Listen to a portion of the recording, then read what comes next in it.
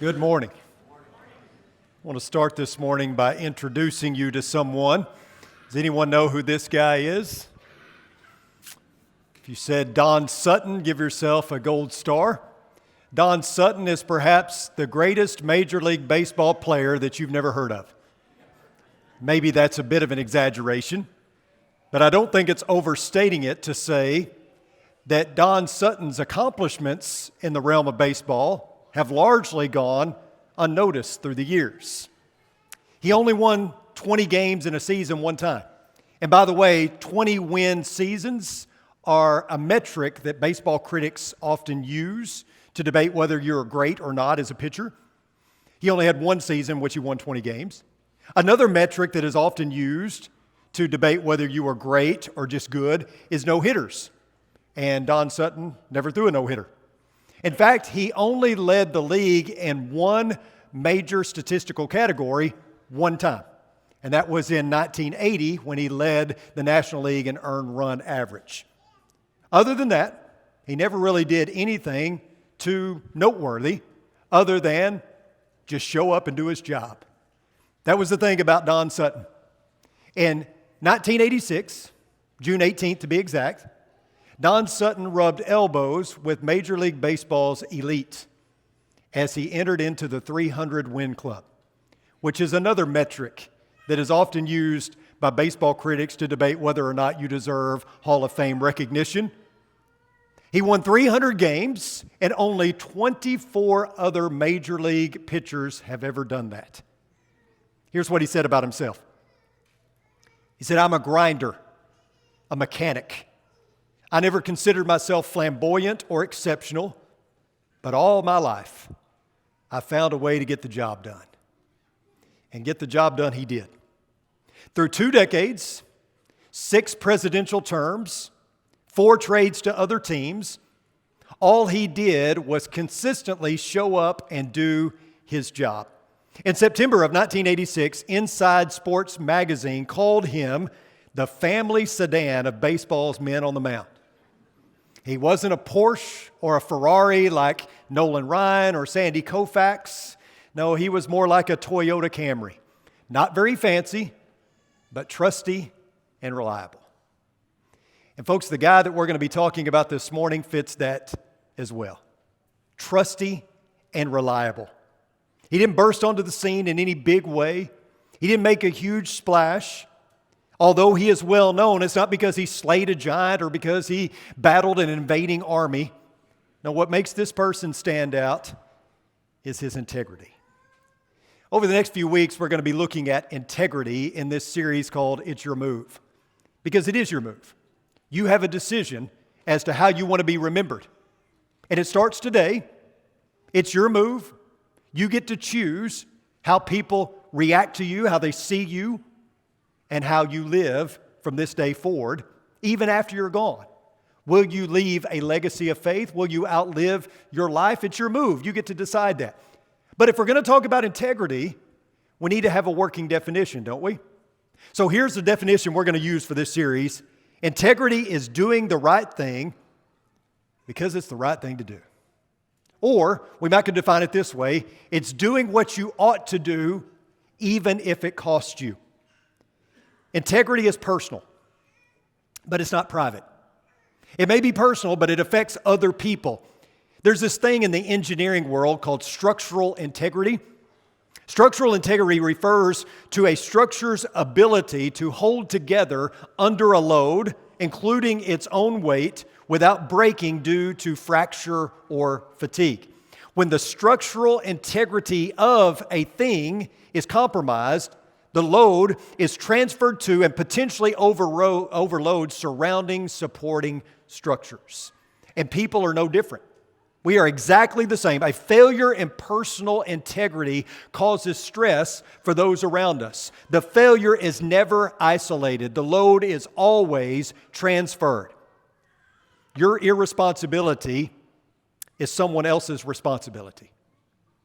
When I was a teenager, I didn't make the best of decisions. This caused my mother and father great angst. My irresponsibility became their responsibility. They bore the burden of their son making poor decisions, and that's how integrity works. It's not just about me. Strong integrity has the potential to strengthen those around me, and weak integrity has the potential to stress those around me. Let's turn our attention to a man of incredible integrity. In a few weeks, we're going to look at a man who forfeited his future over a bowl of stew. It's a guy who was confronted with a choice, and he made a really bad decision because he was hungry. This morning, we're going to look at a guy who was also confronted with a choice as it applies to food, and yet his integrity won out. So turn with me to Daniel chapter 1. And before we start reading, let's kind of set the stage. So it's about 605 BC. The king of Babylon, who is Nebuchadnezzar, is on a winning streak. He's defeated the Egyptians and what's left of the Assyrian army, and he then turns his sights towards the capital of Jerusalem, Judah, and he takes their king and hauls him back to Babylon because Nebuchadnezzar had this weird obsession with collecting kings. Anytime he defeated a nation or a city, he would take the king back into his possession, put him in prison, and then when he'd throw a party with a bunch of dignitaries, he would parade these captive kings out to show how powerful he was. But kings weren't the only thing that Nebuchadnezzar collected. Notice what is written, starting in verse 3. Then the king told Ashpenaz, the chief of his officials, to bring in some of the sons of Israel, including some of the royal family and of the nobles, youths in whom there was no impairment, who were good-looking, suitable for instruction, in every kind of expertise, endowed with understanding and discerning knowledge, and who had ability to serve in the king's court. And he ordered Ashpenaz to teach them the literature and language of the Chaldeans. The king also allotted for them a daily ration of the king's choice food and from the wine which he drank, and ordered that they be educated for 3 years, at the end of which they were to enter the king's personal service. Now, Nebuchadnezzar was a smart guy. Instead of sieging a city or a nation and killing all the people there, he picked out the brightest and the best of the young men, and he took them with him. Now, this, of course, made Babylon a very cosmopolitan place, but he would take these men, he would change their name, make them slaves. And so, as you can imagine, for a young man taken captive by the king, selected by the king to live in his royal palace, if you were a young man in that day and time that fit that bill, you won the lottery. Yeah, it seems bad that you got taken captive, but it's very likely your parents would have sat you down and said, hey, look, don't mess this up. It's bad that we're going to be separated, but at the same time, you've got it made here. You're going to be educated. You're going to live in the king's palace. Part of the privilege of that was you're going to eat from the king's table. The same food he ate, you're going to eat. So Daniel is going to have his greatest needs met, food, shelter, and security, as long as he obeyed. Daniel was part of the Fab Four. You know who the Fab Four were? Daniel, and then who else? Shadrach, Meshach, and Abednego, right? And the Fab Four stand out as the brightest of the bright and the bestest of the best, right? If we can say it that way. Upon arrival in Babylon, the king changes their names. And when you name something or change the name of something or someone, it implies ownership, doesn't it? If you go and adopt a cat or a dog from the pound, you may not like the name that it was given, and so you change it. And you can do that because you own the pet. That's well within your right. And so the fact that the king changed the name of Daniel and his 3 friends signifies ownership. It's as if the king is saying, I own you now. You belong to me. I am your Lord. You do what I say or else. So Daniel and his friends have it made. You have to change your name. I mean, that's a minor thing compared to what you're gaining in the process. But this is where the story takes a turn. Keep reading with me. But Daniel made up his mind that he would not defile himself with the king's choice food or with the wine which he drank. So he sought permission from the commander of the officials that he might not defile himself. Now again, we're going to look at a guy who traded his future for a bowl of stew. That was a really bad decision. And you think, well, really, Esau? Why would you do something like that? Some might say the same thing about Daniel. I mean, really? This is where you're going to draw the line? This is the hill you want to die on? I mean, just eat the food. Don't let your religion get in the way of messing up something really, really good here. Just eat it, keep your mouth closed. But notice verse 8 again. But Daniel made up his mind that he would not defile himself with the king's choice food. The ESV states it like this. But Daniel resolved that he would not defile himself with the king's food or with the wine that he drank. If you use the King James, it says, but Daniel purposed in his heart that he would not defile himself with the portion of the king's meat, nor with the wine which he drank. So you have a new home, a new education, a new name. All that's one thing, but Daniel drew the line in the sand when it came to food, when it came to the king's meal plan. Being raised in a Hebrew home meant that the law of Moses forbids certain foods, and yet those foods, many of them, were going to be on the king's menu. To eat this food would mean that Daniel and his friends would have to compromise their loyalty to God. And in reviewing the king's edict, Daniel decided that the decision is clear. He couldn't do it. He couldn't adhere to the king's diet. You know, sometimes when we sit down to eat, we'll say something like, "Dear God, please bless this food to the nourishment of our bodies. Thank you for the food. Bless it to the nourishment of our bodies." And we're admitting that there's a chain of events that went on, right? That God gave us the food, that He caused the rain to shower the crops. They grew up. We eat the food that nourishes our body and it allows us to live at the center of His will and give Him thanks in the way that we live our lives. Well, in the ancient world, the people looked at it this way. God provides the food because He sends the rain and He keeps away the locusts. The food goes into the body, which makes the body healthy, and ultimately the person can then prosper.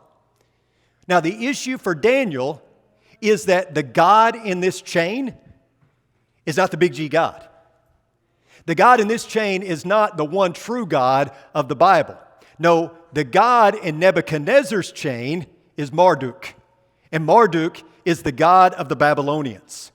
So, Marduk provides the food, which makes the body healthy and provides prosperity to the one who eats it. So, Daniel would be admitting that Marduk is above the one true God. And let's face it, if you were an outsider looking in, you might tend to believe that because Babylon's thriving and God's people are in captivity.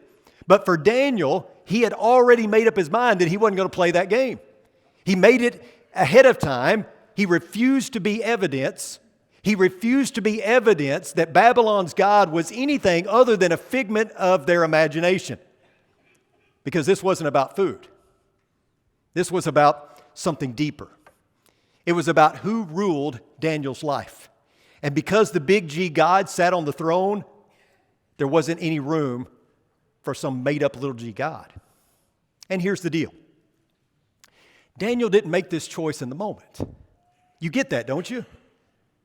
This was a decision he made ahead of time, long before. Daniel made up his mind before there was ever a story about Daniel, before there was a book that bears his name, before there was a story about Daniel. Daniel made up his mind. In fact, the only reason we have a story about Daniel is because he made up his mind ahead of time.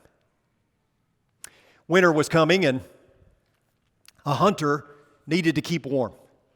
So he decided he was going to go shoot a bear. He goes out to hunt, and lo and behold, he finds a bear. And just as he raises up his rifle to shoot this bear, the bear says, wait. Why do you want to shoot me? And the hunter said, because I'm cold. I want to use your fur for warmth. And the bear says, well, I have a need too. I'm hungry. Maybe we can strike a deal. And they did. The bear ate the hunter, so he wasn't cold anymore. And the bear wasn't hungry anymore. There's some things that you can reach a compromise on. Other things you cannot. When it comes to integrity, there is no compromise. And Daniel had an airtight conviction that there was no settlement to be reached between the big G God and the little g God. This was an area of non-compliance. End of story. In fact, there would be no story of Daniel had he compromised on the food.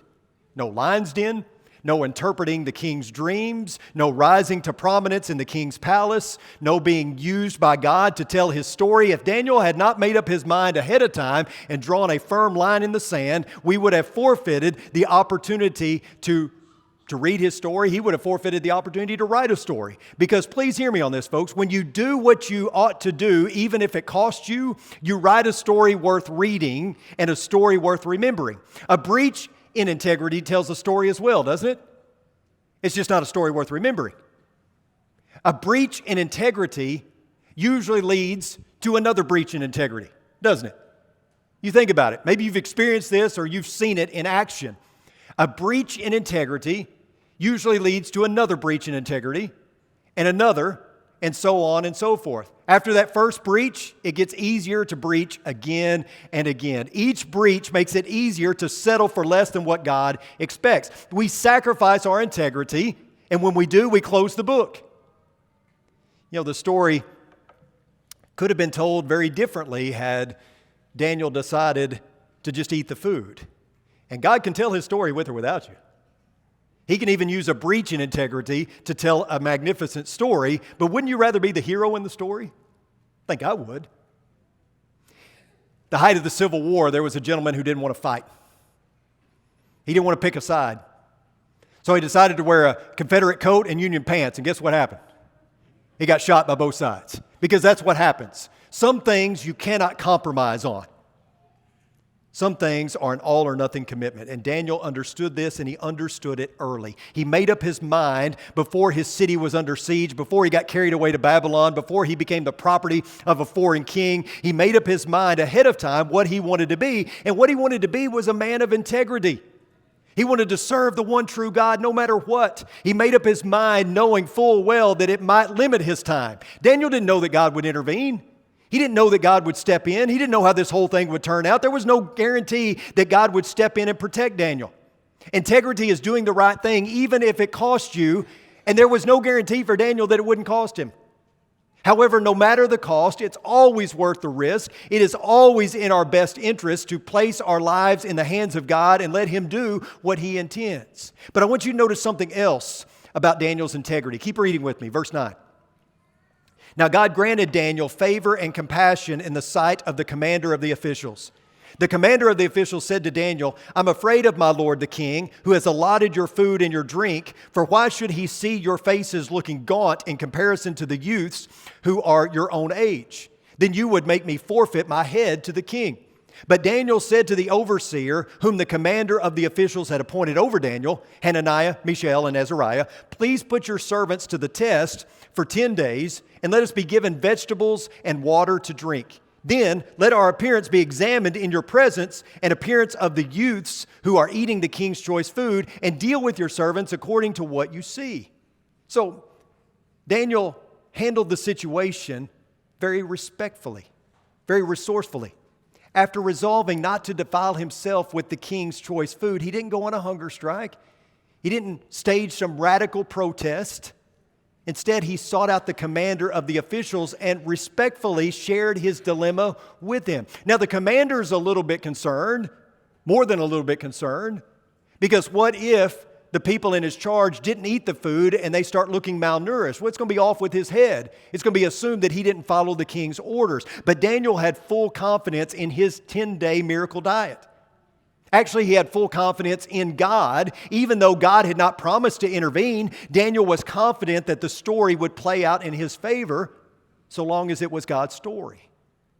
It's when we try to write our own story that things get unreadable.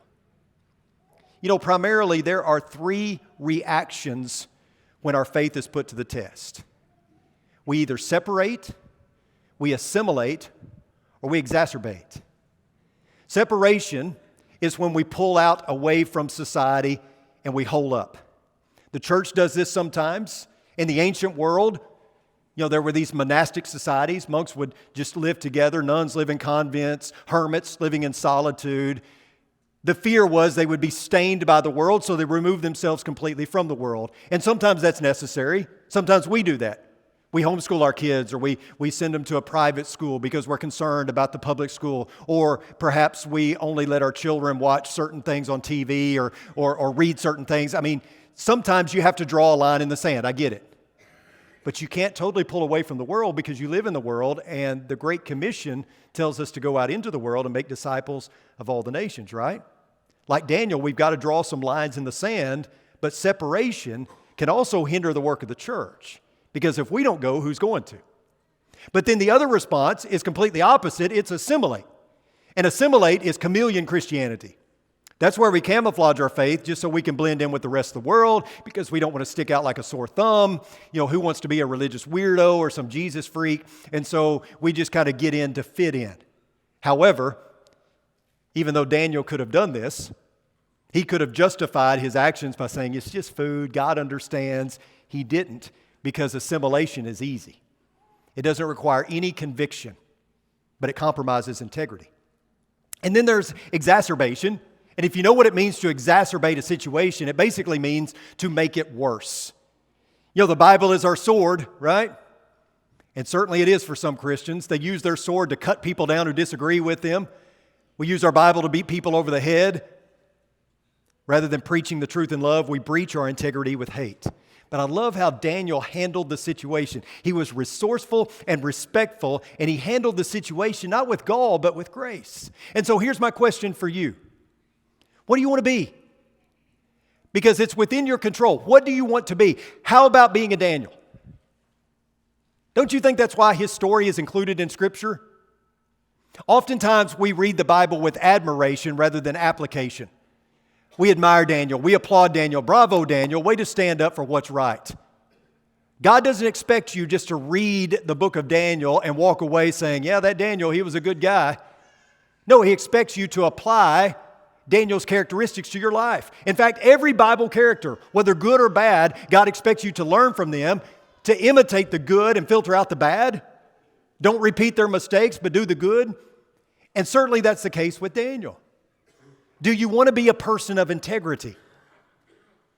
This is not meant to simply be applauded, but to be modeled and imitated. Look with me at verse 21. And Daniel continued until the first year of Cyrus the king. You say, well, Chris, that's a rather random passage to read, a rather random verse to read, but it has great significance when you consider how long it was from the time that Daniel was taken into captivity, that from the time he made up his mind about not eating the king's food to the time of King Cyrus. You know how long that was? It was about 70 years. For 70 years, Daniel had the king's ear. Nebuchadnezzar, Darius, and now Cyrus. Daniel was with them all. God had strategically placed Daniel in the palace of these men to influence the most powerful men alive. And guess what set him up for this? The fact that he made up his mind ahead of time, way back in the day. And every other decision throughout his life can be traced back to that. Those decisions get easier and easier when you make up your mind ahead of time. When you choose integrity ahead of time, decisions get easier and easier as you go along. Let's jump ahead. We're about out of time. Let's look at chapter 6, Daniel chapter 6, starting in verse 3.